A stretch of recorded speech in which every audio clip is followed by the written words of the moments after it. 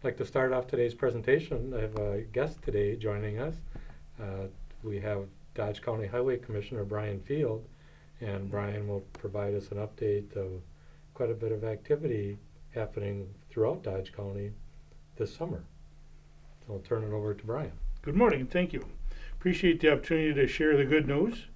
The good news is that Dodge County Highway Committee and Dodge County Board have chosen to borrow a significant amount of money, $9 million, to allow us to provide an extra 30 miles of highway improvements this year. It's a lot of work. It's taken a lot of work in the background prior to this season. We're glad to do it, glad to be able to do it. And we put together a pretty aggressive contract to do that 30 miles of highway improvements in Dodge County in addition to what we had previously programmed. So I've brought a list of things that kind of explain what we're doing and a little tentative schedule for the work so people can understand what we're trying to do and when we're going to maybe be in their neighborhood, and they should expect some inconveniences, some detours, and a little delay. But if we work together, we'll have a good year, a good safe year, and have 30 miles of highway improvements we wouldn't have had otherwise. So I'll briefly go through this list and a tentative schedule for when this work would occur. Starting with the first phase of reconstruction and repave projects. Starting now, we've already started, and we'll go through September probably, depending on weather and contractors' availability. But that first phase consists of Highway BB, down in the southwest corner of the county, from Highway 19 to 1660, that's 9 miles. Highway I, from 26 to 49, 4 miles. And two sections of Highway TW up in the Kikoski area, consisting of another 3 miles of improvements. That's phase one, that's contracted and that's underway right now, should be done sometime in September. The roads are closed periodically, minimum inconvenience. What we do is go and pulverize the pavement, grade it out. So it's open during that operation. We're in there now replacing some pipes and improving some intersection work, and the road's open typically. It will be closed completely to through traffic on paving days. It'll take a couple days on each of these jobs to get them paved. Then we'll leave it closed until we can shoulder it and stripe it. So minimize the inconvenience and maximize the opportunity to make the improvement. Now you say you pulverize the pavement. Does that get reused on site? Stays right on site, that's correct. It stays right on site, gets pulverized, repaved, graded out, and paved over.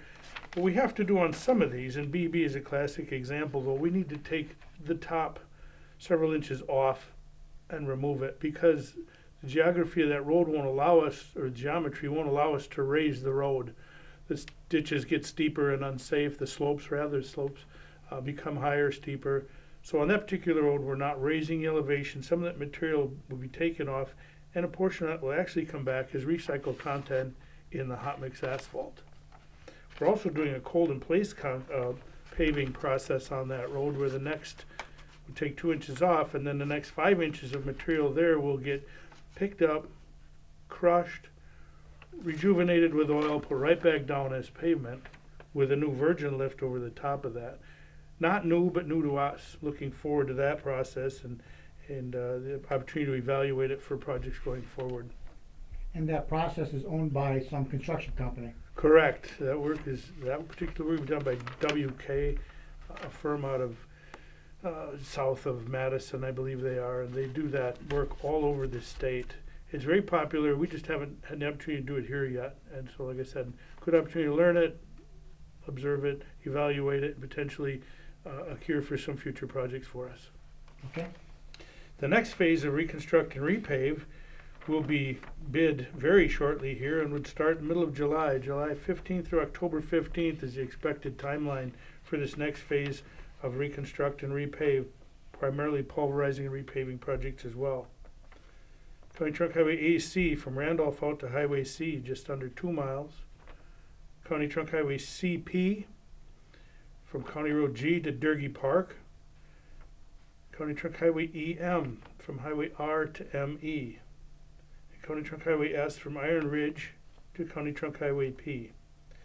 Those 4 projects will be bid, as I said, shortly, pulverized and repave type projects, and should be done mid-October.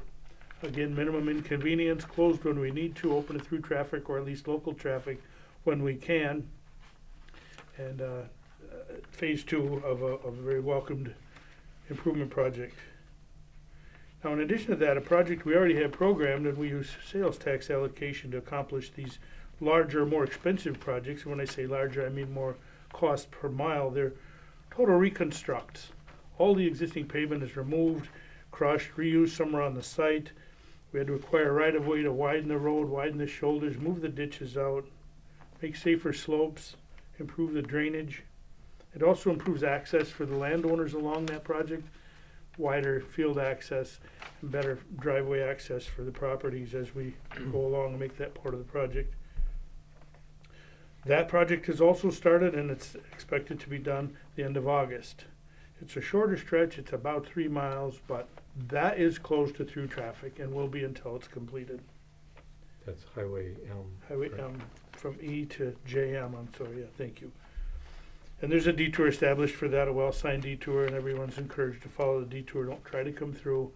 It is close to through traffic.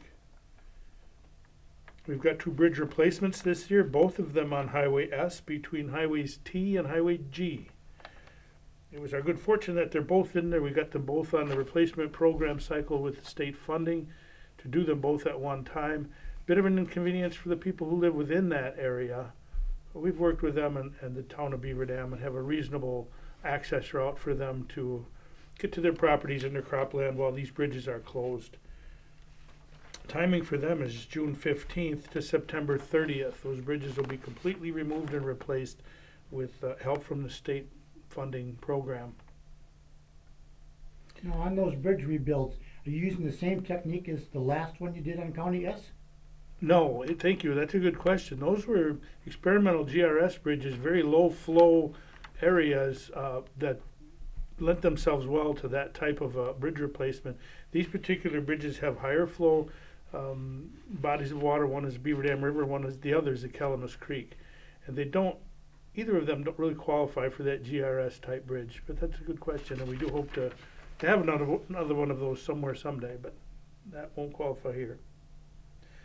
We're also going to do some work at the Justice Facility parking lot here in Juneau, work with the city to improve a couple of city streets adjacent to that Justice Facility as well as that parking facility. We'll do that obviously in conjunction with all the court-related traffic, the jury selections and the visitors to the justice system and the jail. Interesting little project that we're going to start very shortly. Hope to have that done the end of July. We've got a rather aggressive seal coat program this year, 20 miles of seal coating. There's sections of Highway M, Highway MM up near Waupun, AW from 33 to 28, or AY rather, County Trunk Highway E from Eustisford to S, County Trunk Highway J from M to DJ, DJ from J to 60, County Trunk Highway U from County Trunk Highway S to the Illinois Road, and County Trunk Highway TW from the railroad tracks up to State Trunk Highway 33. These are daytime closures. There won't be detours set up, very short time frames, a day or two at the most. We are going to notice all the people who live on those roads by mail to give them a heads up and a tentative schedule so that we can coordinate their access and their harvesting of hay and things like that around these short closures that we need to do to seal coat those roads. So it's kind of a busy year. We're looking forward to it. Glad to be able to do it. Appreciate everyone's cooperation and understanding. These are tentative schedules. We will keep updated schedules on our website all summer long. If anybody has a particular question, they can access it on our website or give us a call, and we're glad to share updated schedules with anybody that has questions. Is there a map someplace, perhaps online, that people can take a look at to find these closures? We put a map up if necessary for detours. Otherwise, it's just a notice of closures and schedules. Okay. It's very fluid. We do our best to keep it current, and the website is probably the best source for current information, or the phone. What projects are your employees involved in? Well, we'll have a hand in all of these except the Highway M reconstruction project or the bridges. But all the rest of these, recondition, repave projects, our employees are out there now replacing all the pipes as required, making the intersection alignment improvements. A lot of these intersections get the radiuses widened and curb and gutter installed to keep the traffic in the roadway and the drainage working well. We do the ditching and drainage improvements. Once the paving is done, we'll do all the shouldering, we'll do the striping, any final restoration of landscaping in the disturbed areas, that's all done with highway employees. Okay. Anything else? Maybe, Brian, if you could touch on, I mean, as we just heard, there's quite a bit of activity throughout the county, which is, you know, great, and through Brian's leadership in the Highway Committee, they tried to look at projects in all quadrants of the county, because we certainly have quite a few miles of county highway system, and not trying to put all the projects in one area, but we certainly have roads that need attention in all corners of the county. And I think the Highway Committee and Brian have done a good job trying to tackle that, and hopefully in the 2022 season we can do something similar, but that'll be part of the budget process. And if you could, Brian, just maybe getting away from construction a little bit, you're trying in a kind of an experimental mowing operation with doing some spraying to maybe reduce the mowing, if you just want to touch on that a little bit. Sure, glad to. Thank you. We did about 100 miles lane mile, or center line mile, so 200 miles of roadside vegetation management with herbicides. We did a very short project last year on KW, and we've done about 100 miles this year. Treated it with herbicides with our equipment and our people. We had some people certified to use these chemicals. It's a cocktail or a combination of chemicals that they will aggressively reduce and control the invasive species like the wild parsnip, which has really taken over our roadside and caused a lot of concern with the residents. It's a noxious weed that's very potentially hazardous to people who come in contact with it at a certain time of year. They break out in rashes and blisters, and it's very aggressively spreading throughout the county. So this particular cocktail will control those invasives like the wild parsnip, thistle, things like that, yet leave the pollinating of the plants that are popular with the pollinators, the native plants, the milkweed and the flowers and things like that. It's pretty impressive technology, really, that they've developed a herbicide that can be that selective. In addition to that, part of that cocktail is a growth inhibitor. So that it doesn't kill the plants, it slows down the growth rate of the grasses. We don't have to mow as frequently. And we're doing the cost analysis to hopefully justify the treatment of the invasive species at the same or lower cost than if we'd have mowed everything. And what we've learned, and not just in Dodge County, but nationwide, that mowing in itself actually spreads these invasive species by taking the seed pods and the seeds and spreading them and rolling them into the soil after the mowing. And we're kind of our own worst enemy, spreading the invasive species population, where with this herbicide I hope we can control it. So we're really watching that closely and comparing the costs, and I think that's going to be the way of the future. We've shared publications or notifications with the people online. We've contacted all the organic growers to make them aware of what we're doing so we don't impact their operations and so forth. It's been very well received. The agriculture community is kind of applauding us because what we have for invasive species in the right-of-way spreads to their lands adjacent to us, and they spend a fair amount of money and time trying to control that so that they have quality crops. So working with the ag community and the organic growers, I think that's going to be a real positive addition to what we do. Okay, just as a follow-up, if you could explain your policy regarding mowing in the right-of-way, how often you mow all the way back? And Okay, sure, good question. We hear that often. Our policy is to mow everything about 15 to 20 feet to a mower width wide twice a year.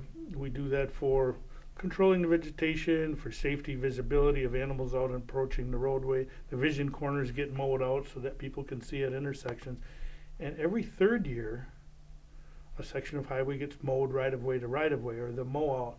The purpose for that is to control the woody vegetation that would otherwise establish itself and grow out of to something we couldn't manage with machinery and would have to actually do tree removals. So every third year it's a full mow out, and that helps us maintain right-of-way to right-of-way responsibly, not just for safety or visibility, but also for drainage. If we don't maintain that right-of-way, eventually we'll have drainage ditches that are overgrown and not manageable from the roadway, and it's significant. Removal costs are incurred if we don't manage it on a periodic basis from fence to fence. Okay, good. Thank you. If I could, Sure. I just would like to cover one more question we get Sure. frequently. We chose 30 miles of road to do this year. We're hoping to maybe have another opportunity to do that in the future. And if the federal government ever comes up with a plausible infrastructure plan that results in some transportation funding to Dodge County, we could be doing lengthy lists for some time to come. We certainly have the need and recognize the need for that. The question comes up invariably, how do you choose which roads to do? There's so many roads that are in tough shape and deserving of it. How do we, as a highway committee, a highway department and highway committee and county board, decide which roads are eligible, which is the best choice this year? And it's a good question. There's a lot of factors involved. One is the pavement condition, of course. You know, we evaluate our roads on an every other year basis and rate them based on pavement condition. And there's many that qualify in that area. Safety is one big factor that we consider. If a road is so severely rutted and ponding water and not safe under wet conditions, or so rough that even on dry conditions it's hard to maintain control of your vehicle, that moves that road to the top of the list. Volume of traffic, we have traffic counts, though a bit dated from DOT. We have traffic counts on many of our roads, so we know basically how much traffic is on each road. Type of traffic, is it heavy traffic, is it industrial, is it construction, is there a block plant or a big dairy nearby? So the type of traffic can impact our decisions. And maintenance, how much money are we spending on maintenance on this particular road? What does it take to make it safe and keep it safe? Those are all factors that get put into the process of making decisions, and we do our best. I know it's not always popular. We'd like to be able to do them all, but that's what we use in our decision-making criteria. We welcome input from the neighbors, from the people who use the roads.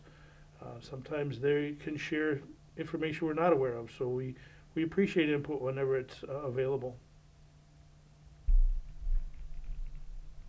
Okay. Thank you very much, Brian. Very informative, and as you can see, there's a tremendous amount of activity really ramping up, or has started, and will continue to ramp up as the summer unfolds, and hopefully everything will be able to be completed in the fall, weather permitting. It's going to be a big factor, especially as we get into the months of September and October, and hopefully everything will be favorable, and from the traveling public should be able to see quite a bit of improvement throughout the county, I think it's going to be noticeable. which is great, and hopefully through the 22 budget process, looking ahead, that we can have a similar schedule of projects in 2022. Switching gears just a little bit, the June County Board meeting, the County Board typically meets the third Tuesday of each month. However, for the month of June, the meeting is going to be the fourth Tuesday, which is June 22nd. And the reason for that is June 15th, there's a election primary for the vacant Assembly District 37 seat, and since that would normally fall on the county board date, the executive committee wanted to change that June county board meeting, so it'll be 7 p.m. on Tuesday, June 22nd. So that's just a little departure from the norm.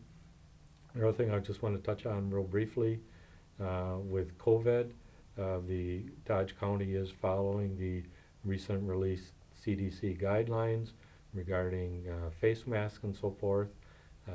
If individuals want to wear a mask, that's certainly fine. It's not quote-unquote required.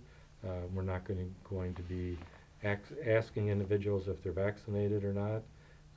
We don't have the right to do that, but we certainly respect individuals if they want to continue to wear one, and if not, that's acceptable as well. But as the county, we'll continue to follow CDC guidelines in addition to the guidelines from the state of Wisconsin, and also recommendations from Dodge County Public Health Officer Abby Sauer and her team. So we'll continue to do that. And switching a little bit, our park system is the camping reservations are very solid throughout the summer. If anyone is interested in making camping reservations, certainly recommend do that as soon as possible, because the campsites are definitely at a premium this year, which is fantastic. And when we look back to how things were a year ago and see where we are within the county at this time, the parks are very busy and the camping reservations are very strong throughout the entire summer, and that's a very good sign. And we certainly welcome all the visitors to Dodge County and to our park system, and we see that as a very positive, and our park system is certainly a very big asset throughout Dodge County. So we'll leave it on a positive note, and looking forward to the month of June, and hard to believe that we're already there. If I remember from last month, you mentioned that in order to camp, you had to have reservations. Is that still the case? Yes, that's certainly you can make the reservation online or call the parks office here in Juneau, and certainly would encourage that now, because on many dates the various campsites are at capacity, and without a reservation you may run into some difficulty if there isn't a site available. So certainly encourage advanced reservations. We have all campsites open. We're at full capacity as far as the number of campsites, where a year ago we tried to scale back the number of campsite capacity due to COVID, but for 2021 all sites are available. Okay. Thank you very much, Bob, and thank you, Brian, for making the time to be here, and we look forward to the month of June, and we'll be back in July. Thank you very much. Thank you, Bob.